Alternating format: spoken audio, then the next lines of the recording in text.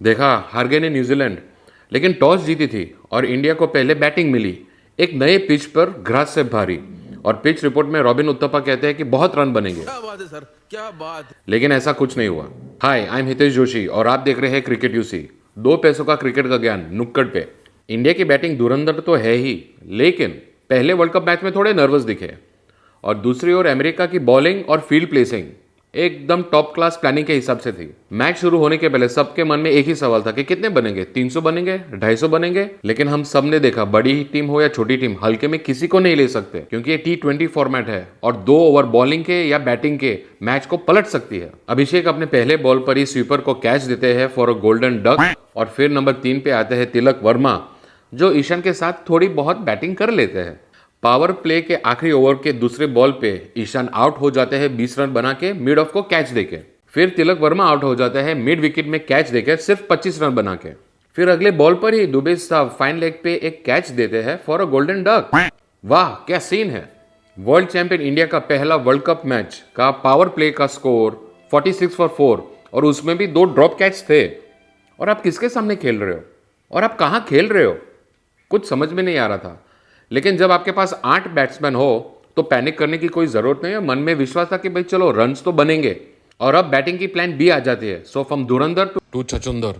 Captain के साथ आ जाते हैं रिंकू जी और अभी बैटिंग एकदम डैमेज कंट्रोल मोड में थी और पहला बाउंड्री आता है 27 बॉल के बाद। रिंकू जी 6 बना के आउट हो जाता है और फिर आता है मुंबई इंडियंस के कैप्टन बड़ौदा के हार्दिक पांड्या और पूरे स्टेडियम में वापस जान आ जाती है। लेकिन पंड्या जी अगले ही ओवर में 5 रन बना के स्वीपर को कैच देके आउट हो जाता है। और फिर आते हैं हमारे नंबर 8 बैट्समैन और उप कप्तान पटेल सर।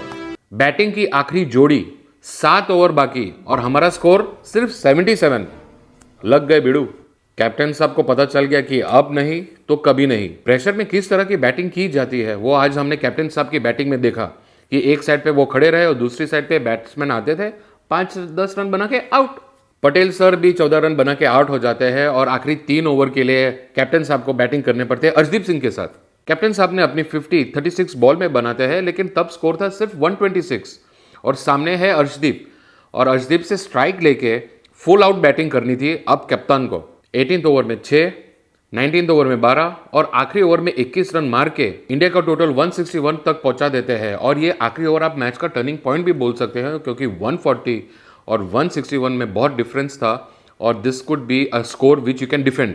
कैप्टन साहब 84 बना के नॉट आउट रहते हैं और 162 का टारगेट देते हैं अमेरिका को। इतना छोटा टोटल हमको डिफेंड करने के लिए बॉलिंग एकदम टॉप क्लास होनी चाहिए थी और ऑफ कोर्स पिच से थोड़ी मदद भी मिली और ड्यू इतना प्ले में नहीं आया था थैंकफुली। बॉलिंग की ओपनिंग अर्शदीप और सिराज करते हैं और डीएसपी सिराज को स्पेशल मेंशन, क्योंकि सिर्फ 2 दिन पहले उनको कॉल आता है कि इंडिया के लिए आप वर्ल्ड कप खेलने वाले हो और आज सुबह उनको पता चलता है कि बुमराह बीमार है और मैं बॉलिंग करने वाला हूं।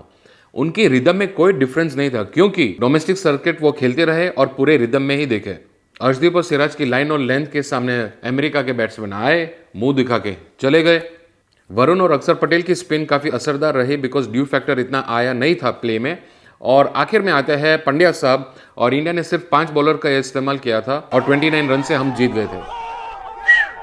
टर्निंग पॉइंट, आपने सुना होगा कैचेस विन मैचेस, अगर आपने नहीं सुना वेलकम टू क्रिकेट। अमेरिका के 10वें ओवर के आखिरी बॉल पे शुभम ने कैप्टन इंडिया,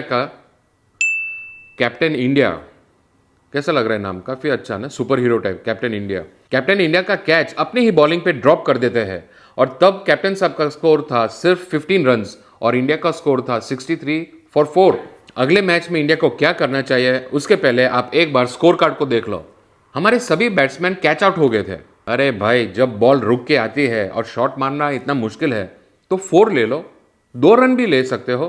थोड़ा फ्लेक्सिबल तो होना चाहिए नहीं, इसलिए कभी कभी गिल की याद आ जाती है।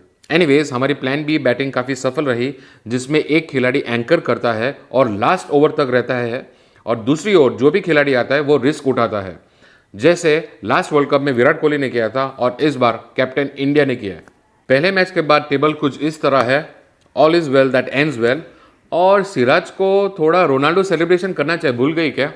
भले जो भी कंट्रोवर्सी चलती है सऊदी में, उससे आपने कुछ लेना देना नहीं है, आप अपना सेलिब्रेशन करो। Thank you for watching cricket UC. Do like, subscribe and share this video. जय हिंद।